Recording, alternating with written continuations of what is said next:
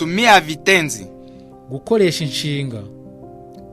Mfano, urugero. Kusema, kuvuga. Sema. Vuga. Sema Kiswahili basi. Ngaho vuga Igiswahili. Usiseme. Ntuvuge. Usiseme ukweli. Ntuvuge ukuri. Semeni. Muvuge. Semeni Kiswahili. Muvuge Igiswahili. Musiseme. Ntimuvuge. Musiseme makosa. Ntimuvuga makosa. Niseme. Mvuge. Niseme Kinyarwanda. Mvuge Kinyarwanda. Ndiyo. Yego. Sema Kinyarwanda. Vuga Kinyarwanda. Niseme. Mvuge. Niseme Lingala. Mvuge Lingala. Hapana. Oya. Usiseme Lingala. Ntuvuge Lingala. Sema Kinyarwanda. Vuga Kinyarwanda. Tuseme. Tuvuge.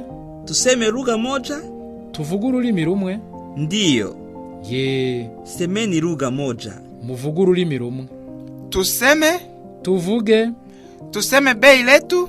Tuvuge igiciro cyacu. Hapana. Oya. Musiseme bei lenu. Ntimuvuge igiciro cyanyu. Nyamazeni. Mwicecekere. Ni nyamaze? Nceceke. Hapana. Oya.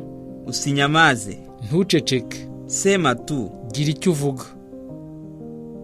Ngabo. Nitalipa ngapi? Ngabo, ndishyura ngahe? Usilipe. Ntiwishyure. Usilipe pesa zote. Ntiwishyura amafaranga yose. Nitakulipia. Ndakwishyurira. Naweza mlipa yule kijana. Ushobora kwishyura uriya musore. Unaweza mlipa yule msichana. Ushobora kwishyura uriya mukobwa. Kuna shida?